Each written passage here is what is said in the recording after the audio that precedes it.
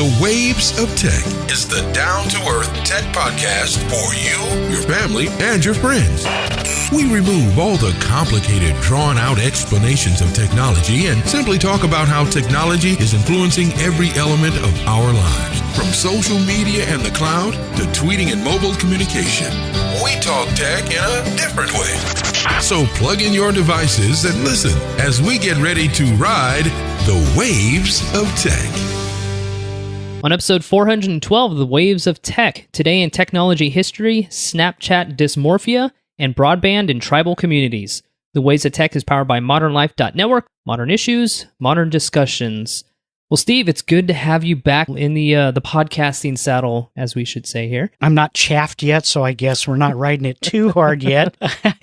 I'm not ready to go lasso any cattle or anything like that, but certainly we're always ready to talk about technology and its impacts or influence to you and your family and friends and things like that. And I think we have some of those lined up for this show. Absolutely, Steve. Before we get into some of the nuts and bolts of the conversation here, we did want to announce and thank all of our listeners and our family and friends that are out there listening in podcast land, that The Waves of Tech, this show is a finalist in the technology category of the 13th Annual Podcast Awards.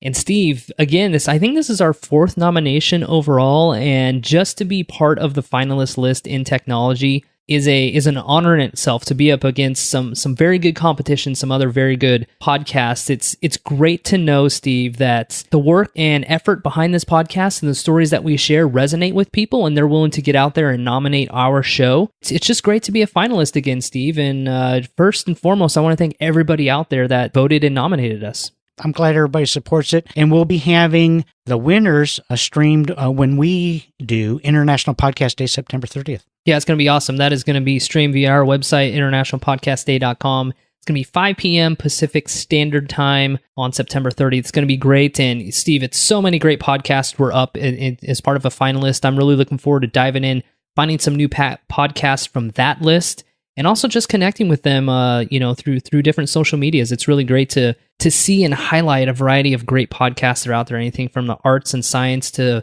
politics, to culture, to tech, to comedy as well. So you guys can head over to podcastawards.com to find more information about the event, the finalists, and some streaming details. Well, Steve, one more thing. You and I headed up to Fresno, California, just north of about 2 hours from me, 2 hours and 45 minutes away from you. And we went to this awesome event called the 59 Days of Code. And it was an event called #TheCompetition, where individuals from the Fresno and Central Valley area selected a problem, an issue that they saw within their community. And they had 59 days, hence the name 59 Days of Code, to create a solution for their problems utilizing technology. So this was development of an application, development of some sort of service, development of a website.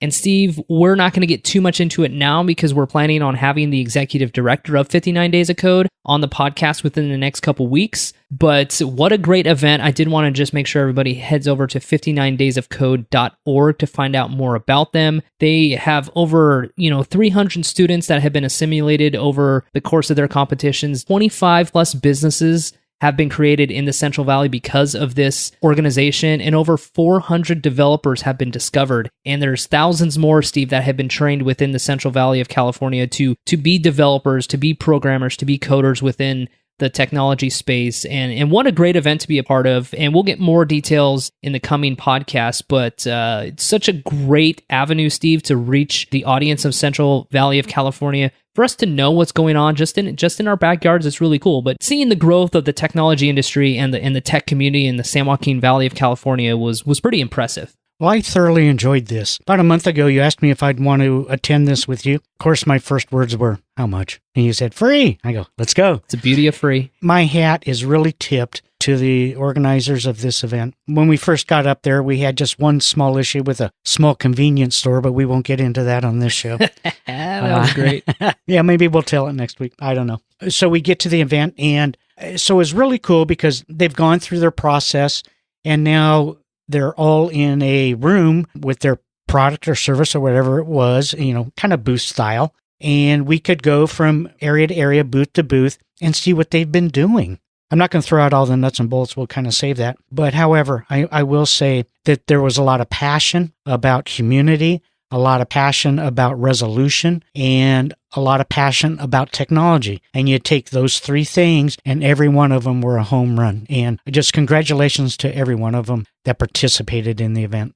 Yeah, it was awesome. You could walk into the room, Steve, as you mentioned, and you can feel the energy and the passion, just the drive that everybody that we talked to at these booths that loved what they're doing. They were anxious to share their application, their solution to the problem that's out there in society. And yeah, tip of the hat to everybody that's out there, Steve. It was amazing to be part of it. Make sure you guys go to 59daysofcode.org. And in the next couple weeks, we'll be having a brief interview with the executive director. So look forward to that. Well, Steve, let's bounce into this. August 14th, 1981. That was only a few months after I was born. I just want to throw that out there for you. I won't ask for your age, Steve, but the IBM PC was introduced as IBM actually introduced what is known as their first personal computer, the Model 5150. Steve, it was originally intended for this model to be sort of a stopgap computer that would allow them to quickly tap into the emerging PC market while taking the time to develop, quote unquote, a real PC. Steve, I know this is something that's near and dear to your heart. We love nostalgia. We love old school technology. So let's hear some stories about you at the IBM PC. Well, that's quite a way to introduce it, Dave, based on my age. But you're right. You're right, because I remember it very well. And not that I was standing in line, because in those days, 1981, for a price, depending on what you want, $1,500, $3,000 for one of these was really an expensive proposition to go out and purchase one of these. The first IBM PC is very interesting in a lot of ways. Prior, there had been some other, quote, computers. Most of them were, let's just call them kit built from companies like Heath and some things like this. And so IBM saw this market really starting to knock on the door and wanted to be first to market. It's the first time in IBM's history that they got a bunch of developers and engineers together and let them work outside the constraints of IBM and said, just get it done. Even though they got it out to the market very quick in 1981, it was also one of its detriments, because without the proper integrations in the development and design of it, software development from other individuals was pretty limited to almost impossible. So it was very interesting in those original days. The original IBM PC had 16K of memory, not megabytes, not gigabytes, 16K of memory. Some people that haven't dealt with older computing systems, nowadays we have resolutions based on pixels. Well, in those days, it was text display. So in this case of the IBM PC, it was 80 by 24, meaning 80 characters across the screen and 24 down the side. Came with DOS 1.0. I think if you go look at your history, you'll remember who invented DOS. It's quite a story. So there we have it from 1981, Dave. The first IBM PC. Pretty incredible, Steve. I mean, like you said, all those intricate nuances of what was available at the time in 1981 with the text display. And it was really interesting, Steve. We'll have a link in the show notes to thisdayintechhistory.com. But it's a really cool website. We do encourage everybody to head over there. But, part of this, the research that was presented here is, Steve Jobs was quoted in a 1985 interview that said, if IBM wins, my personal feeling is that we are going to enter some sort of computer dark ages for about 20 years. And it's really interesting just to kind of look back and see that quotation and really what the results of that were. While IBM themselves didn't win, the creation that came out of it, has really spawned, a tremendous development and innovation within the tech space.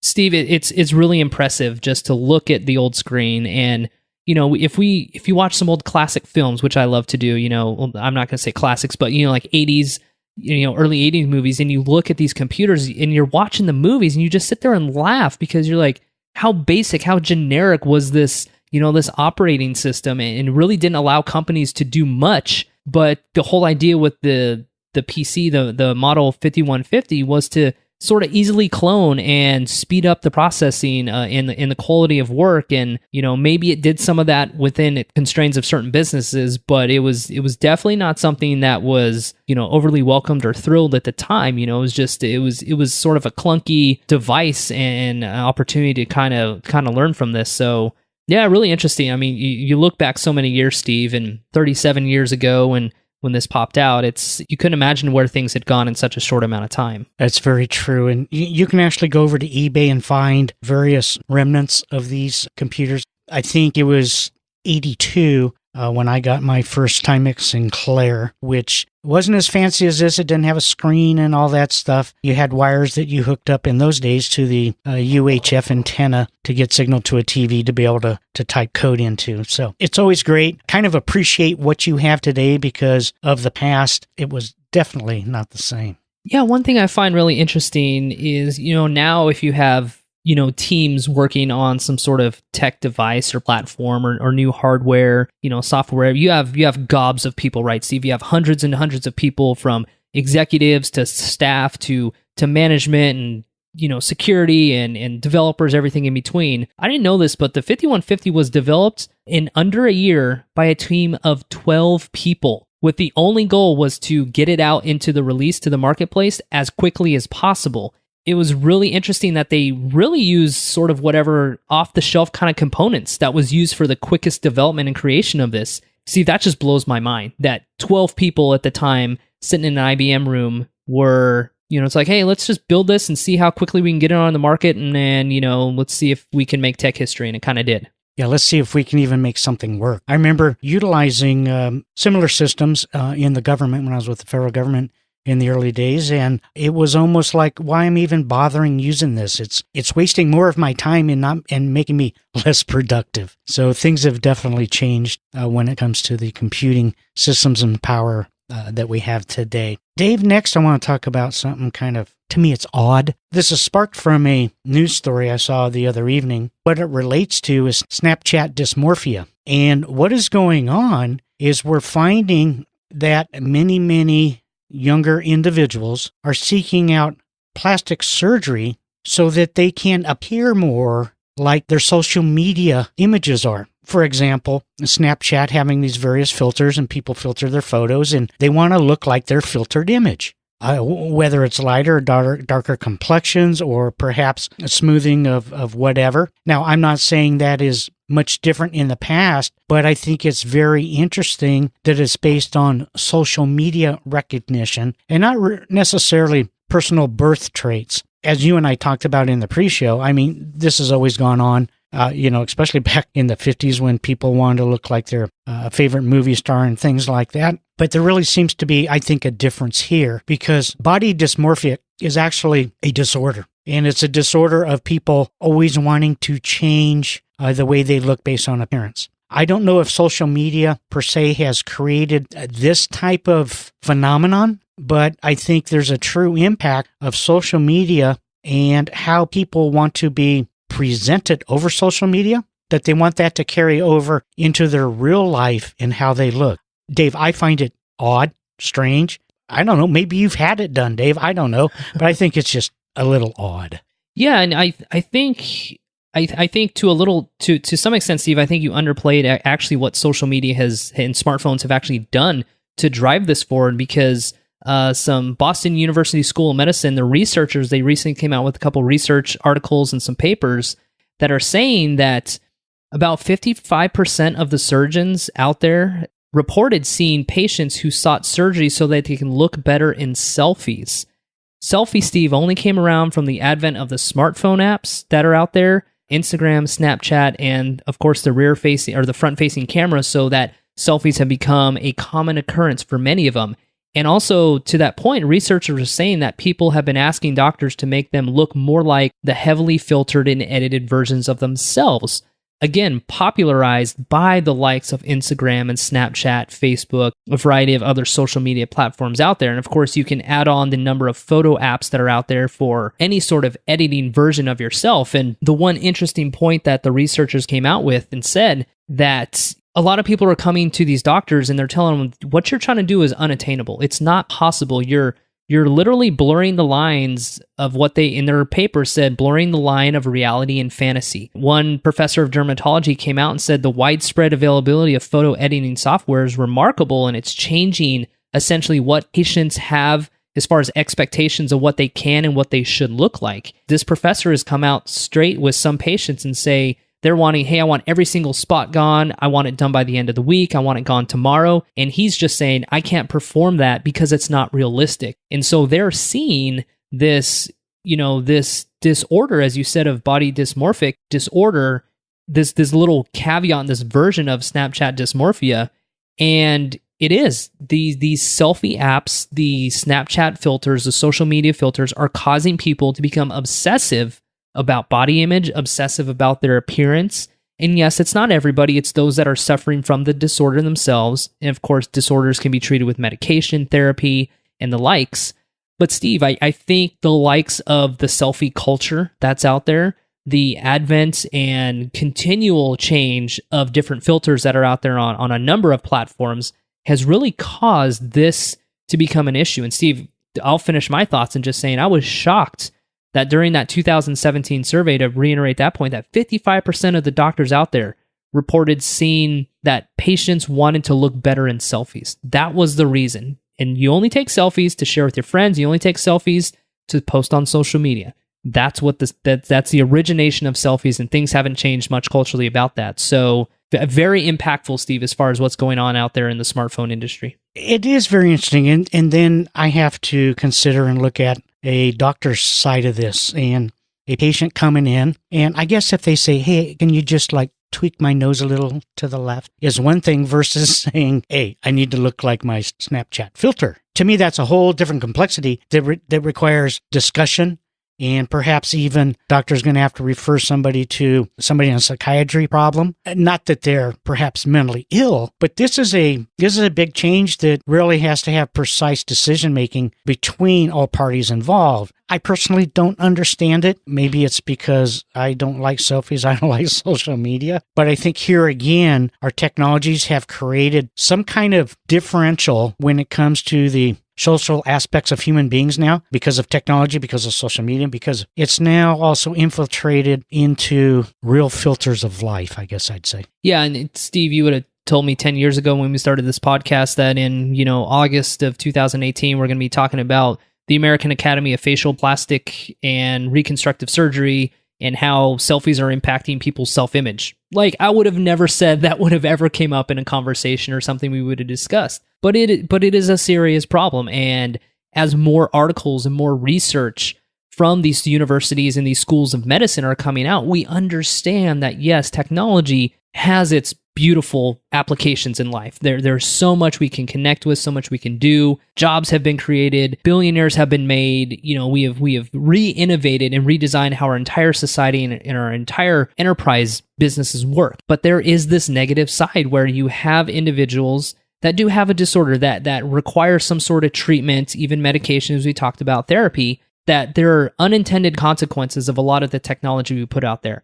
And these filters in which, Steve, are fun to play with and they're fun to share with your friends and family. For some, it's a very meaningful struggle day in, day out to not want to look like that. Like I said, 10 years ago, if we would have brought this up, it's like, no, it would have never registered in our minds. And that just shows you the impact technology does have on individuals. It hasn't been that many years ago. I would have said, what? Why do you need a camera on a phone? That's true. Not what it's for. And when the first ones came out, that's exactly what we said. What are you going to use that for? And, it shows how over time, like texting was a nothing in the beginning and it growing and growing, growing. But here I think we're really impacting not just a person's look, but it's their psyche. I have this specific social media profile and look that needs to be maintained regardless if it's in the world of the internet or if I'm home in my bedroom. It needs to be co-equal and the same, which that aspect I find very interesting.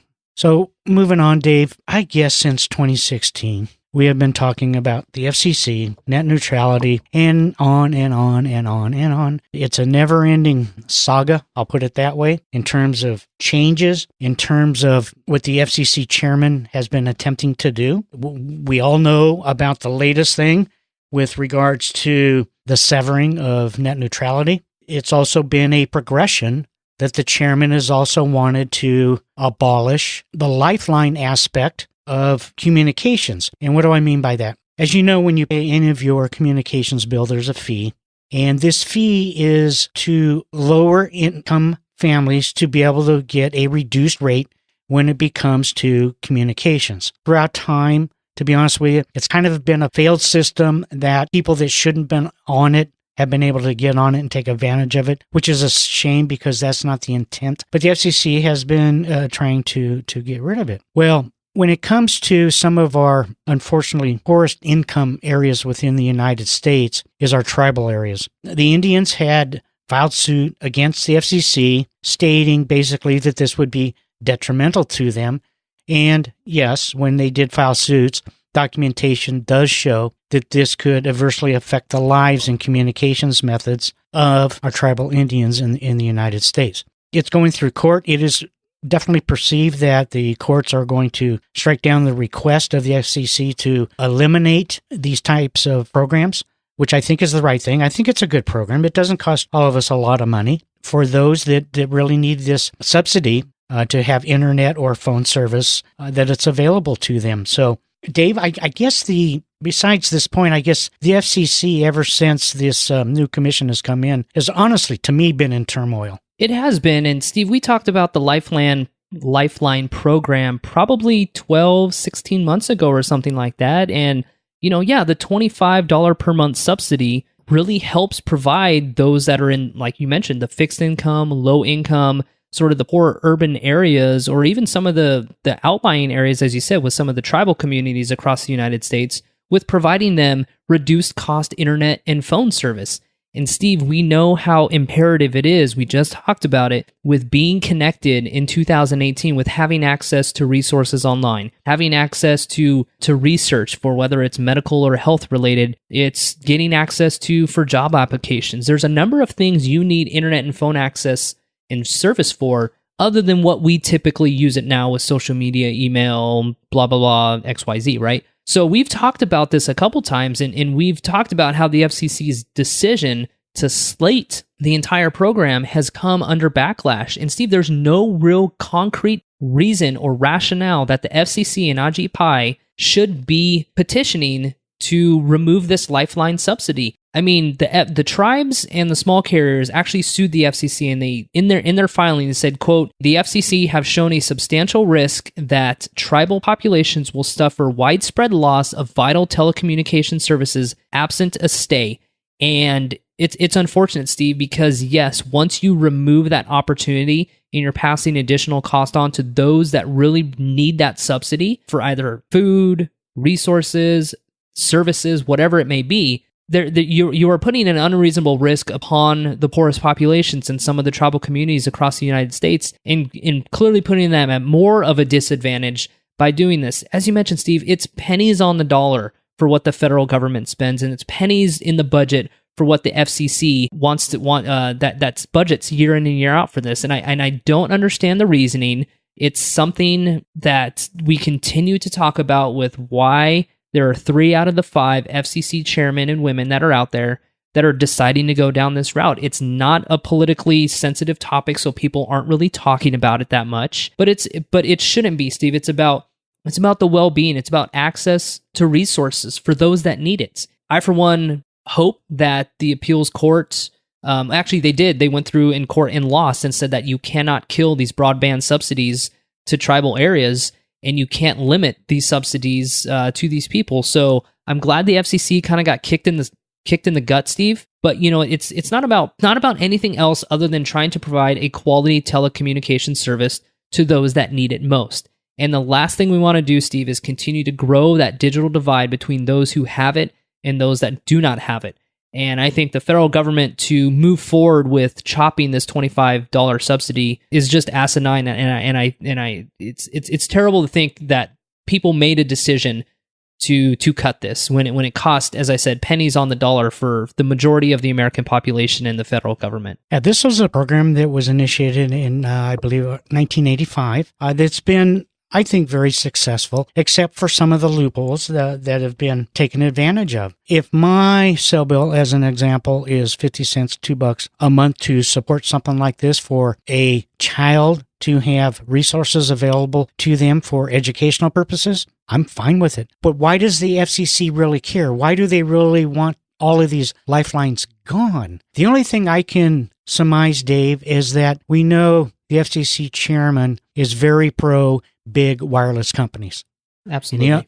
So the thing that I can consider based on that is these big companies can't really market to them bigger plans and do some of the stuff that they do to a lot of us to get us to spend our money. And I think it becomes a part of a non-full chargeable system that they can't recap on. Yeah, I absolutely agree. I mean, think of the individuals or these carriers that are putting out the phone and internet service to the small tribal communities. They're small carriers. They're regional carriers. They're not associated with the likes of the AT&Ts and Verizons and, the Charters and like that, right? And so essentially what you're saying with Ajit Pai is he's looking to kind of drown the viability of those companies out and have one of the big dogs come in and provide a service. And we know that service is going to cost a heck of a lot more. And so I know what the tribal communities and what their law firms were fighting for was to maintain that viability of the small carriers, to continue to provide a quality service. And Steve, you bring up a really good point about access to information within the educational space, because these small tribal communities with their schools, whether it's junior high, elementary school, high schools, it's going to impact the way their libraries are structured. It's going to limit the amount of one-to-one, devices are in the hands of the students. It's going to limit the ability for these students to have progress and exposure to anything in technology, whether that's coding or programming or website development, software development, whatever it is. The more cost you lay upon that community and the more pressure you put on these small carriers, it's going to take its toll over time, And I get the FCC that they've identified a number of fraudulent misuse of funds within many aspects of the program. Start there.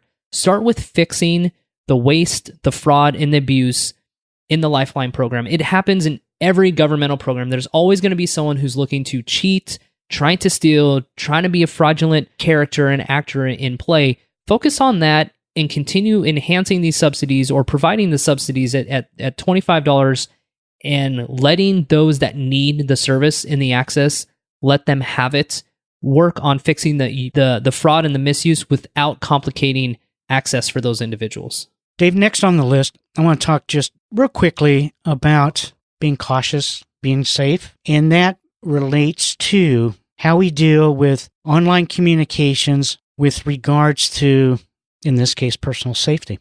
An example, there are a lot of, let's call them serial squatters out there, and squatters being those that find available unoccupied homes, apartments, whatever the case may be, and pretty much move in. There has really been a rash of serial squatting based on communications online through postings of roommate needed, space for rent, and these kinds of things, where an individual will see these, and typically based on a female resident, and deals are struck for a person to move in, where they eventually become very mean, very nasty to the home resident to start getting their own way. And for a large majority, they file various kinds of legal papers and can, in fact, take over the person's residence, kicking them out. And there are many examples that you can go online and find out about this, to include one serial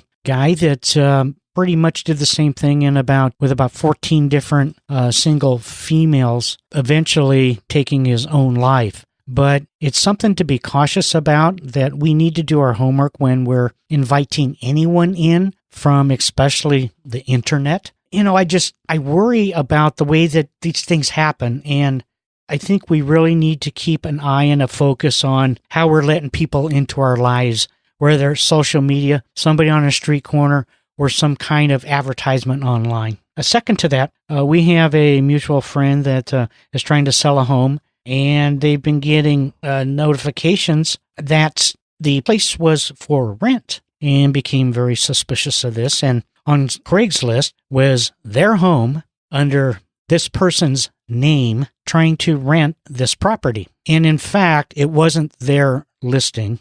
They were actually trying to sell it through a realtor, but it ended up on Craigslist. And so what's happening is people are picking up on listings, and they're putting them on Craigslist, and they will get somebody of interest. They will online do a rental agreement. Money is exchanged, and that person attempts to move in. How do you like that? And when it comes to Craigslist, You can do all you want. It's not getting taken down. There's a little thing to report this is false or whatever the case may be. All that does is trigger Craigslist to send an email to the person that originally posted it saying, we have a complaint, but is this still true? And the person just replies back, yes. And there's nothing you can do about it. And I think these things are just, they're horrible when it comes to, we're trying to do the right thing, our own thing, but we have all these leeches and crap out there trying to affect what we're doing, and there's nothing you can do about it. And I feel sorry for people that these things happen to, but what do? I could call the Federal Trade Commission. Okay, goes in a big database forever.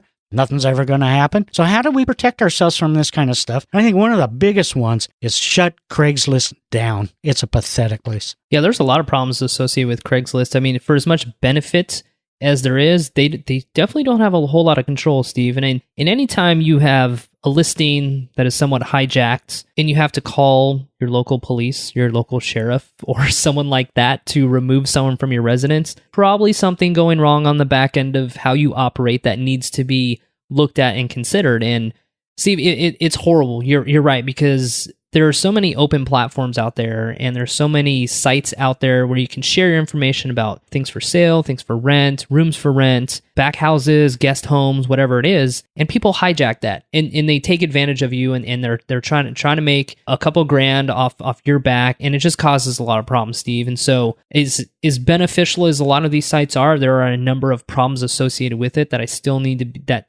to be worked on and cleaned up from the company themselves. And it's unfortunate to hear, like, our friends that are essentially having one of their rentals hijacked and having to work through that situation. It's one of those, Steve, one of those poor fallouts from technology. Whether it was technology or not, we always have those bad apples and those bad seeds that are always looking to take advantage of people, take their money, and even cause more problems in the future for them. And these things affect so many people, just not the one or two that are directly involved, but somebody signs a rental agreement, they send the money, find out it's not true, they're out that money, they can't go get another place. The domino effects are just insane. It's one thing of the world that I really just don't like. Can't disagree with you. Yep, that is a sour note for anybody that has to go through that. Steve, I think that's going to wrap up episode 412, and we appreciate everybody out there in podcast land that downloads, subscribes, shares the show with your friends, and of course, again, we want to thank you from the bottom of our hearts for our finalist position, for all the votes and all the nominations in this year's podcast awards. We can't thank you guys enough. So on that note, Steve, The Waves of Tech is powered by modernlife.network. Thanks for tuning in, and don't forget to keep on teching.